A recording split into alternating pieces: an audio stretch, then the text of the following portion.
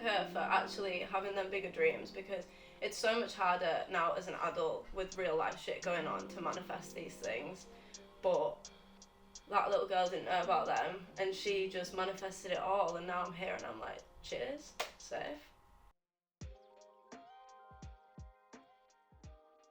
Years and years ago when I was a kid, and I realised that I love drawing. I used to love interior design, and that's where it sort of started. And then my dad built me like a light box out of like wood and just a light bulb, and then it just sort of started from there. I'd draw like, weirdly, because it's not me anymore, like ball gowns. I literally would just draw the same fucking sweetheart neckline ball gown and just keep doing them. And then I got a sewing machine and I just thought, you know what, I'm just gonna start draping. And I started making shit, and I was like, I could actually do this, I think.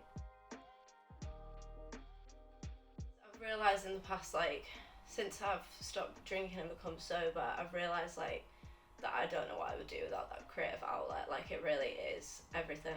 Like, it is.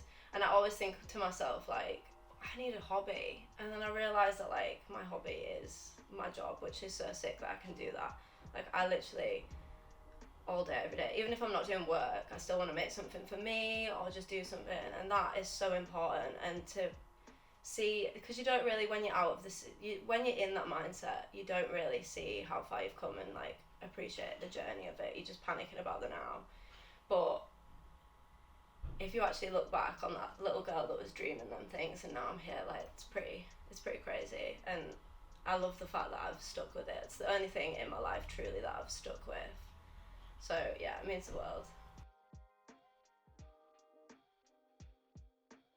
I think that it was a right place, right time situation of the world was changing a little bit in terms of you didn't have to be a huge designer to be a fashion designer. Like, you didn't have to go couture and go off all this. Like, Depop came around, and I saw a lot of people on Depop selling stuff, and I was like learning more at uni, and I thought, I could just do this. I'm gonna make stuff for myself that I like, and I started doing that, and then people wanted it, and then I was like, okay, maybe I should just set this up.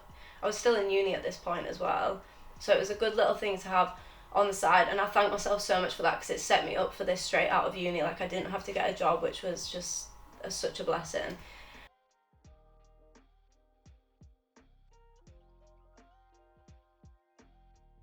I think it's evolved with me, like that 19-year-old girl who started it, who loved going to festivals and loved partying and stuff. I sort of created it for that clientele, and now it's sort of evolved with me, and I'm creating more like timeless pieces, like the, yeah, I think it's me that's the common denominator. I think that whatever space I'm in, I know I've always been more of a streetwear kind of person, but I found it hard to create that because it's a lot more technical, higher price points. So I sort of did what was sellable and easy, but now I'm just sort of taking a leap and going, you know what, this is me.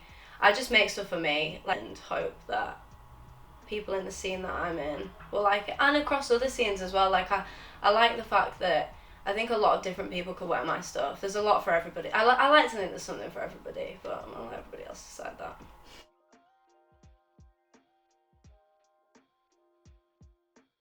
It is a lot. It's like, you've got to think about it as like 10 jobs at once. Like, I am the marketing manager, I am the seamstress, I am the designer, I'm the fabric sourcer, I am like every little bit with the website designer.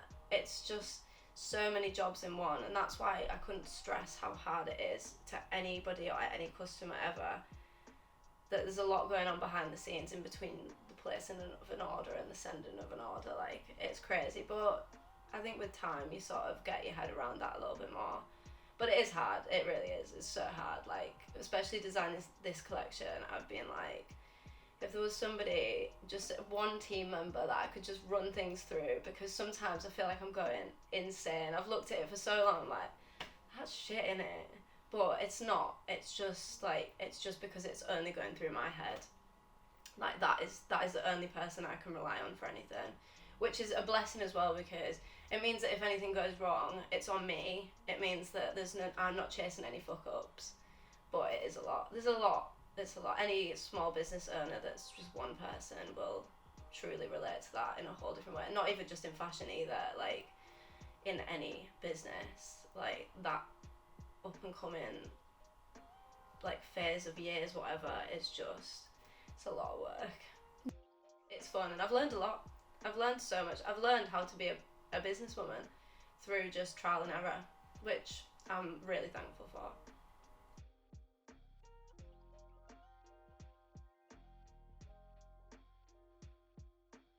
And it's now become like my ethos, really. Like, I love the fact that everything's made in house. I love the fact that there's no wastage. I've not got stacks and stacks of clothes that's not selling.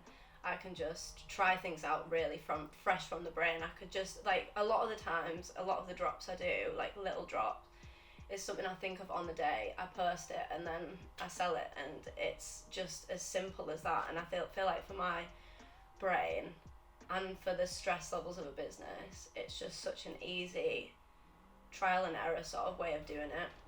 But then it also stays true with me. Like, I want to be sustainable as possible. I want to give people a custom service. Like, I know that not everybody is the same size. I know that not everybody's height's the same size. I know that I don't want to just apply to females. So it gives space for all of that. It just means that I feel like I'm doing things right, because there's so much wrong in the fashion industry, and at least the little people like me, hopefully the futures of fashion as well, the people that are gonna be in the industry for a while, are doing it right from the get-go. I want to support the dreamers and the people that are just doing this off their own back, and the people that really get like me when you get that order through, or you make a sale, and you're like, thank you. Like, that's such a nice feeling, and I want to be able to give that to other people. And I do that as much as possible with shopping locally with fabrics and stuff like that. Like, most of the fabric I get is from my local stores, who I've now got really good relationships with. I've like shopped with them for like 8 years now, and it's just, I sort of know where it's going. I know where my money's going. I know that it's appreciated, and it's something to celebrate. A lot of issues in the fashion industry have become more public knowledge rather than it just being in the fashion industry. And like, it's no shock that any huge brand, like fast fashion brand, is just like producing trends and clothes and everything at such a fast pace that we can't keep up with that physically. Like, we just can't. And they're promoting on the platforms that we sort of had to promote on, like Instagram. If they can pay a huge amount to Meta, Facebook, whatever, to promote something, it's gonna be huge. They've got the money sat in there. We don't have to do that. We sort of have to do that as it comes. And then on the other side of it, it's created this thing where people buy an outfit for one occasion and refuse to wear it again, and then they've got loads of shit sitting, and they're like, it's alright, it was only a tenner. But it's not about that. People are being treated horribly behind the scenes of it. Like, you've only got to watch the Tiar Documentary to see that. And that is obviously, that's not what they're all like at the end of the day. I just find it crazy that I understand that not everybody's got the money to be able to pay for small business stuff, but it really is a problem how fast people are going through trends and clothes and these brands, and it's just like, they're just expanding to a point where little brands are like suffocating a little bit, and it's like, what do we do about that? Like, there's the only thing that we can do is just to keep going and doing it. But then you get copied, then you get, like, I've seen my stuff on, obviously not identical, but I've seen stuff that I've done on PLT, on AliExpress. Like, I know a lot of people that have struggled with these big corporations taking their shit, and we do not have a leg to stand on, like, legally, anything. Like, you can't even make a dent. Even if something goes viral, like, thank God for accounts like Diet Prada and stuff who expose these things, but still doesn't make a dent. They're still going to win. They're still going to be on top. We're still going to be creating the ideas for them to then regurgitate. Do you know what I mean? Like, it's weird how it's flipped. It used to be more like huge designers were sort of getting copied, and it fed down into fast fashion, so it's more accessible for the public. But now it's sort of the other way a little bit. It's like these huge brands are copying off the smaller designers, like the real thinkers, the people that are creating something unique, and it's just shit, because you just know if you do something really cool, you know it's going to be on some website soon that's a dupe, and it's going to be terrible quality. Sometimes they'll even steal your body and photos on your body, so Tiar AliExpress.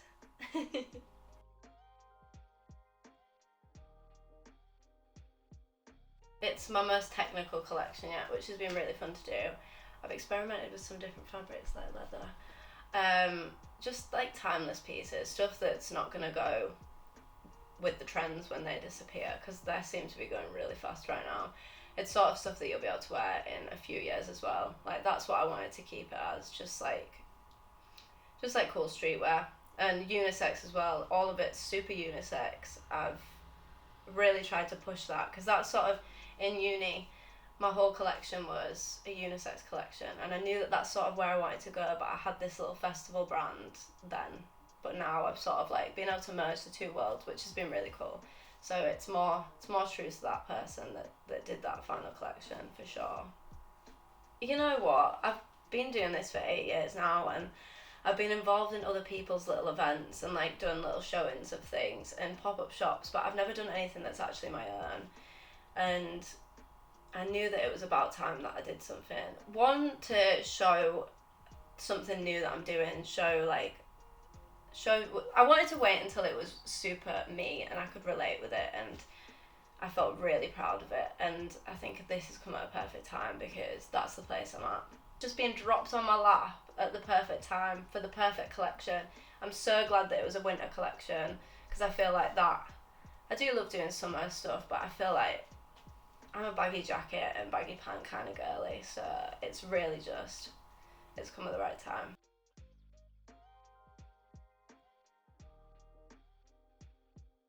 I've learned so much. Like, I feel like after lockdown I had a little bit of a resurgence and like I knew sort of the direction I wanted to go in more, and from that point, like, things business wise weren't as good. Obviously we were in a really hard time, and it took me being at a really scary point of not knowing if it was going to last or if I'd be able to keep my business to really push me to be the best kind of businesswoman I can be in all aspects of it. And that in itself has just been such a recent learning curve, but it's been so good. Like, I've truly learned the industry. I've learned how to organise my time better. I've learned how to speak to people better. I've learned how to navigate social media a little bit better, which isn't necessarily something I like to do, but you've got to do it, part of the job.